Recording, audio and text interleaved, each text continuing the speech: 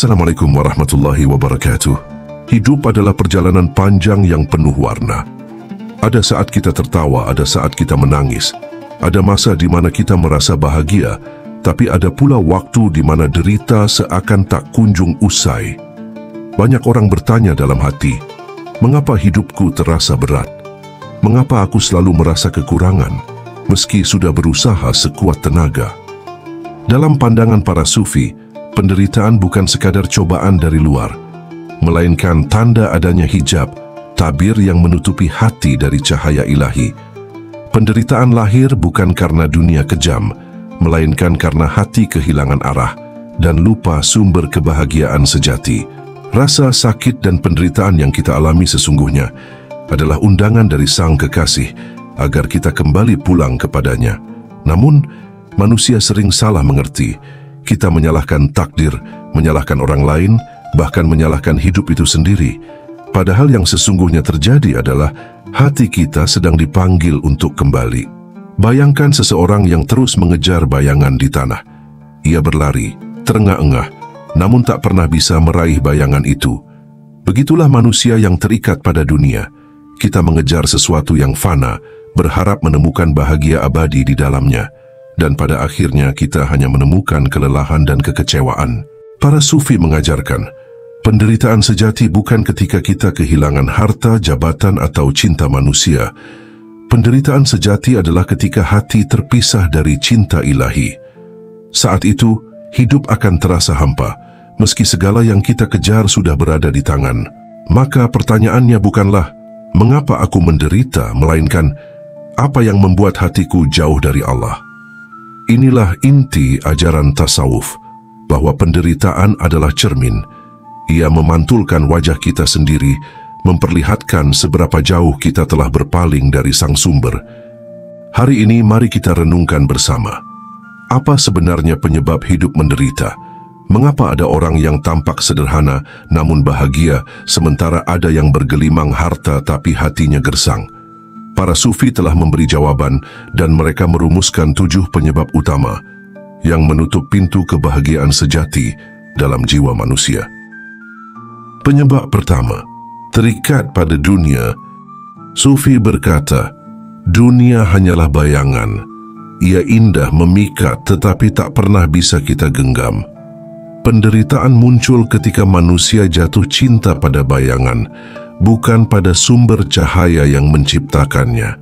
Bayangkan seseorang sedang melihat pantulan bulan di permukaan air. Jika ia berusaha meraih bulan itu dengan tangannya, ia hanya akan mengguncang air dan membuat pantulan itu hancur. Begitu pula manusia yang terlalu terikat pada dunia. Semakin ia kejar, semakin ia merasa hampa. Keterikatan ini lahir dari keyakinan palsu bahwa harta, kedudukan, atau cinta manusia adalah sumber kebahagiaan. Padahal, semua itu hanyalah pinjaman yang bisa hilang kapan saja. Ketika kita melekat pada sesuatu yang fana, kita pasti akan kecewa, sebab yang fana tidak pernah bisa memberi keabadian. Rumi menulis, jangan tertipu oleh bentuk, apa yang tampak hanyalah kulit. Esensi sejati berada di baliknya. Artinya, jika kita terus terikat pada kulit dunia, kita akan kehilangan rasa damai yang datang dari esensinya, yaitu Allah. Keterikatan pada dunia membuat hati mudah gelisah. Saat harta bertambah, kita cemas kehilangannya. Saat cinta manusia hadir, kita takut ditinggalkan. Dan saat kedudukan diraih, kita khawatir digeser oleh orang lain. Inilah penderitaan yang halus, namun begitu dalam dan hanya bisa dirasakan oleh hati yang belum merdeka. Para sufi tidak menyuruh kita membenci dunia, sebab dunia juga ladang ibadah. Tetapi mereka mengingatkan, jangan biarkan dunia tinggal di hatimu. Letakkan ia di tanganmu, agar mudah kau gunakan untuk kebaikan. Jika dunia ada di hati, ia akan menjadi racun yang pelan-pelan membunuh jiwa. Maka penderitaan pertama manusia adalah ketika ia menuhankan dunia dan melupakan bahwa dunia hanyalah titipan. Selama hati masih terikat pada bayangan, ia tidak akan pernah bisa merasakan cahaya sejati. Penyebab kedua, diperbudak oleh nafsu. Jika keterikatan pada dunia adalah racun yang halus, maka diperbudak oleh nafsu adalah api yang membakar jiwa dari dalam. Nafsu adalah keinginan tak terbatas dalam diri manusia, amarah, syahwat, ambisi, dan kerakusan yang tak pernah puas. Para sufi membedakan antara kebutuhan dan nafsu. Kebutuhan membuat kita hidup, tapi nafsu seringkali membuat kita buta. Nafsu selalu berbisik, tambah lagi, kejar lagi, belum cukup, belum puas. Dan setiap kali manusia menuruti suara itu, ia justru semakin haus, bukan semakin kenyang. Rumi berkata, nafsu itu seperti api. Semakin kau beri kayu, semakin besar ia membakar. Inilah sebabnya mengapa banyak orang yang seolah-olah sudah memiliki segalanya, tapi tetap merasa kosong. Mereka bukan hidup untuk dirinya, tapi menjadi budak bagi nafsu yang tak pernah selesai menuntut. Ketika nafsu menguasai hati, penderitaan menjadi tak terhindarkan. Nafsu amarah melahirkan permusuhan. Nafsu syahwat melahirkan kehinaan. Nafsu ambisi melahirkan keserakahan. Semua itu menutup jalan menuju ketenangan jiwa. Namun para sufi tidak mengajarkan untuk mematikan nafsu, karena nafsu adalah bagian dari diri manusia. Yang mereka ajarkan adalah menundukkannya, agar nafsu menjadi pelayan, bukan tuan. Nafsu ibarat kuda liar. Jika ditunggangi dengan bijak, ia akan mengantarkanmu ke tujuan. Tetapi jika kau biarkan ia berlari sendiri, ia akan menjatuhkanmu ke jurang. Maka, penderitaan kedua dalam hidup adalah ketika manusia membiarkan dirinya diperbudak oleh nafsu. Ia berlari ke sana kemari, mengejar kepuasan yang tak pernah tercapai, sampai lupa bahwa kebahagiaan sejati bukan terletak pada pemuasan keinginan, melainkan pada ketenangan hati yang kembali kepada Allah. Penyebab ketiga, lupa pada zikir ingat Allah. Ada satu penderitaan halus yang sering tidak disadari manusia. Ketika hati lupa mengingat Allah, zikir bukan hanya mengucapkan lafaz dengan lisan, tapi hadirnya hati di hadapan Sang Pencipta. Saat zikir hilang dari hidup kita, hati menjadi kering, jiwa menjadi kosong, dan hidup terasa tanpa arah. Para sufi menggambarkan hati manusia seperti taman. Jika disiram dengan zikir, ia akan tumbuh hijau, penuh bunga, dan menenangkan siapa saja yang singgah. Tetapi bila zikir dilupakan, taman itu akan kering, gersang, ditumbuhi duri, dan racun yang menyakiti siapa pun yang mendekat. Rumi berkata, jangan jauh dari zikir sebab ia adalah cahaya yang menerangi jalanmu di tengah gelap kehidupan. Tanpa cahaya zikir, manusia mudah tersesat. Ia mungkin tampak berhasil di dunia, tapi hatinya diliputi kegelisahan yang tak kunjung reda. Lupa berzikir membuat kita mudah dikuasai rasa takut, khawatir, dan cemas. Kita terlalu memikirkan masa depan, terlalu menyesali masa lalu, tapi lupa hadir bersama Allah pada detik ini. Padahal, zikir adalah cara untuk mengembalikan hati pada ketenangan. Allah sendiri berfirman, ingatlah, hanya dengan mengingat Allah, hati menjadi tenteram. Para sufi menjadikan zikir sebagai napas hidup. Setiap tarikan napas adalah Allahu, setiap hembusan adalah Hu. Mereka tidak bisa hidup tanpa zikir, sebagaimana ikan tidak bisa hidup tanpa air. Maka penderitaan ketiga manusia adalah ketika hati kosong dari zikir. Sebab tanpa zikir hati akan mencari pengganti, hiburan semu, kesenangan sesaat, atau pelarian yang menipu. Tetapi pada akhirnya, semua itu tak pernah bisa menggantikan kedamaian sejati yang hanya lahir dari hadirnya Allah dalam hati. Penyebab keempat, ego yang tinggi, aku yang palsu. Salah satu sebab paling dalam dari penderitaan manusia adalah ketika ia dikuasai oleh egonya. Ego adalah aku yang palsu, suara yang berkata, semua harus sesuai dengan keinginanku. Aku harus lebih dihormati, aku harus lebih dipuji, aku harus lebih di atas orang lain. Para sufi mengingatkan bahwa selama manusia terjebak dalam penjara ego, ia tidak akan pernah menemukan kedamaian sejati. Ego selalu merasa kurang. Ia haus akan pengakuan, tapi takut kehilangan martabat. Ia ingin dipuji, tapi sakit hati bila dikritik. Ia ingin berkuasa, tapi cemas bila digeser. Inilah penderitaan halus yang sering membuat hidup terasa berat. Rumi berkata, lepaskan dirimu dari dirimu, maka kau akan melihat betapa luasnya semesta. Maksudnya ketika ego dilebur, kita mulai melihat bahwa hidup bukan tentang aku, melainkan tentang Dia.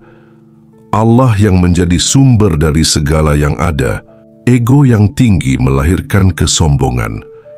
Kesombongan menutup hati dari cahaya kebenaran, karena orang yang sombong merasa sudah penuh, padahal jiwanya kosong. Kesombongan juga memutus manusia dari cinta, sebab orang yang sibuk dengan dirinya sendiri tidak mampu benar-benar mencintai orang lain.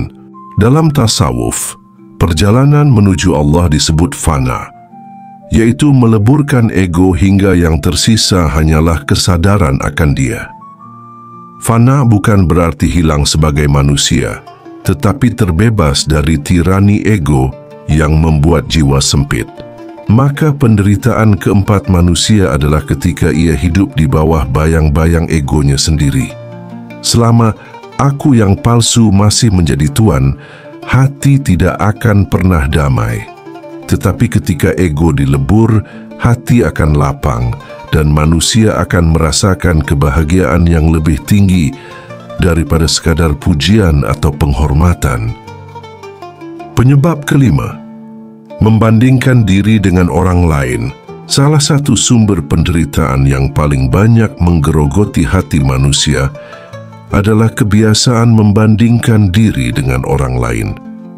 Kita melihat tetangga yang lebih kaya, sahabat yang lebih berhasil, atau saudara yang lebih dihormati, lalu hati kita mulai bertanya, mengapa hidupku tidak seperti mereka? Mengapa aku selalu tertinggal? Inilah racun halus yang pelan-pelan merampas ketenangan jiwa. Membandingkan diri hanya akan melahirkan iri, dengki, dan perasaan tidak pernah cukup.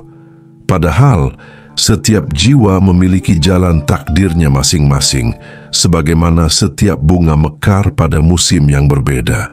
Para sufi mengajarkan sikap qanaah, yaitu kepuasan hati dengan apa yang Allah berikan. Qanaah bukan berarti pasrah tanpa usaha, melainkan kesadaran bahwa rezeki, kedudukan, dan bagian hidup setiap manusia sudah diatur dengan adil oleh Sang Pencipta. Rumi berkata, jangan iri pada orang lain.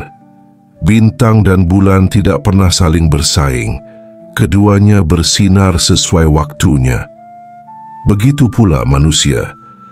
Tidak perlu membandingkan perjalanan kita dengan orang lain, sebab Allah telah memberikan setiap jiwa takdir dan waktunya sendiri. Membandingkan diri juga menutup mata kita dari nikmat yang sudah ada. Kita sibuk menoleh keluar sehingga lupa melihat ke dalam. Padahal, seringkali kebahagiaan sejati sudah hadir dalam hal-hal sederhana, keluarga yang menyayangi, kesehatan yang terjaga, atau sekadar napas yang masih berhembus. Maka penderitaan kelima manusia adalah ketika ia terjebak dalam bayangan perbandingan. Ia lupa bahwa nilai dirinya bukan ditentukan oleh ukuran orang lain, melainkan oleh hubungannya dengan Allah. Penyebab keenam, menolak takdir. Penyebab lain dari penderitaan manusia adalah ketika hati tidak rida terhadap takdir. Kita seringkali berangan-angan hidup seharusnya berjalan sesuai keinginan kita, pekerjaan yang selalu lancar, cinta yang selalu abadi, kesehatan yang tidak pernah goyah. Tetapi ketika kenyataan berbeda, kita merasa hancur, kecewa, bahkan marah pada hidup itu sendiri. Padahal para sufi mengajarkan bahwa menolak takdir sama halnya dengan melawan arus sungai. Semakin kita melawan, semakin lelah dan semakin dalam rasa sakit yang kita rasakan. Namun, bila kita belajar menerima, kita akan menemukan arus itu membawa kita menuju samudera luas yang menenangkan. Ridha kepada takdir bukan berarti berhenti berusaha. Ikhtiar tetaplah kewajiban. Tetapi setelah usaha dijalankan, hati harus tenang menerima apapun hasilnya. Sebab Allah lebih tahu apa yang terbaik bagi jiwa kita. Rumi berkata, "Apa yang kau hindari mungkin adalah jalan menuju kebebasanmu." Artinya kadang apa yang tampak sebagai kegagalan adalah cara Allah membimbing kita menuju pintu yang lebih benar. Menolak takdir hanya akan melahirkan penderitaan batin. Kita terjebak dalam pertanyaan, mengapa begini? Mengapa bukan begitu? Pertanyaan yang tidak pernah selesai. Sedangkan hati yang ridha akan mampu berkata, "Ya Allah, aku sudah berusaha dan aku percaya pada pilihan-Mu." Maka penderitaan keenam manusia adalah ketika ia menutup diri dari ketentuan ilahi. Sebab selama hati melawan, ia akan terus gelisah. Tetapi ketika ridha hadir, bahkan di tengah kehilangan, hati bisa tetap damai. Yang terakhir, terputus dari cinta ilahi. Inilah akar terdalam dari segala penderitaan. Ketika hati terputus dari cinta ilahi, semua kesedihan, kekecewaan, dan kehampaan dalam hidup pada akhirnya bermuara pada satu hal, jauh dari Allah. Rumi berkata, "Kesedihan terbesar bukanlah kehilangan harta, kedudukan, atau kekasih. Kesedihan terbesar adalah ketika kau lupa bahwa ada kekasih sejati yang selalu menanti." Manusia sering mencari cinta pada hal-hal yang fana. Kita berharap pada manusia, bergantung pada harta, atau melekat pada dunia. Tetapi semua itu tidak abadi. Manusia bisa pergi, harta bisa hilang, dunia bisa runtuh. Saat kita meletakkan hati pada yang fana, kita akan selalu dikecewakan. Namun cinta Allah tidak pernah meninggalkan. Dialah yang selalu bersama, bahkan ketika kita berpaling darinya. Cintanya adalah sumber kebahagiaan yang tak tergoyahkan. Ketika hati merasakan cinta ini, segala penderitaan menjadi ringan, sebab di balik luka ada pelukan ilahi yang menenangkan. Para sufi menggambarkan jiwa manusia seperti seorang kekasih yang terpisah dari Sang Maha Kekasih. Rasa rindu inilah yang sering kita salah tafsirkan sebagai kegelisahan, kekosongan, atau penderitaan. Padahal itu adalah panggilan hati untuk kembali pulang. Maka penderitaan terbesar manusia bukanlah kemiskinan, bukan kegagalan, bukan pula kesepian. Penderitaan terbesar adalah ketika ia hidup tanpa merasakan cinta Allah di dalam hatinya. Karena tanpa cinta itu, semua yang dimiliki akan terasa hampa. 7 penyebab hidup menderita dalam pandangan sufi bukanlah hukuman dari luar, melainkan cermin dari keadaan batin kita sendiri. Hati yang terikat pada dunia, diperbudak oleh nafsu, lupa berzikir, dikuasai ego, sibuk membandingkan diri, menolak takdir, hingga akhirnya terputus dari cinta ilahi. Semua itu adalah hijab yang menutup jalan menuju kebahagiaan sejati. Para sufi mengajarkan, penderitaan bukan untuk ditakuti, melainkan untuk dipahami. Ia hadir sebagai tanda bahwa ada sesuatu dalam diri yang perlu disucikan. Luka adalah jalan, air mata adalah doa, dan kegelisahan adalah panggilan untuk kembali pulang kepada Allah. Ketahuilah, Kebahagiaan sejati tidak tergantung pada keadaan luar, melainkan pada keadaan hati. Siapa yang hatinya dipenuhi zikir, siapa yang ikhlas menerima takdir, siapa yang melepaskan ego dan keterikatan dunia, maka ia akan merasakan kedamaian yang tak tergoyahkan. Rumi menutup dengan kata-kata yang dalam. Jangan mencari kebahagiaan di luar dirimu. Kau adalah mata air itu sendiri, hanya saja tertutup oleh batu-batu nafsu dan ego. Singkirkan batu-batu itu, maka air kebahagiaan akan mengalir deras dari dalam dirimu. Maka marilah kita menjadikan penderitaan sebagai guru. Belajarlah dari setiap luka, ambil hikmah dari setiap kehilangan, dan temukan cinta Allah di balik segala peristiwa. Karena hanya ketika hati kembali pada Sang Kekasih, hidup akan terasa penuh cahaya dan bermakna. Jika video ini merasa bermanfaat, jangan lupa tinggalkan like dan bagikan kepada orang-orang tercinta agar lebih terhubung kembali kepada cinta ilahi. Dan jangan lupa tulis angka 77 di kolom komentar sebagai doa agar hijab-hijab dalam hati kita tersingkap dan kita semua diberi kekuatan untuk menemukan kebahagiaan sejati bersama cinta ilahi. Semoga kita semua dapat mengambil hikmah dari setiap kejadian dan selalu bertawakal dan ridha dengan realitas dalam kehidupan kita yang harus kita jalani. Wassalamualaikum warahmatullahi wabarakatuh.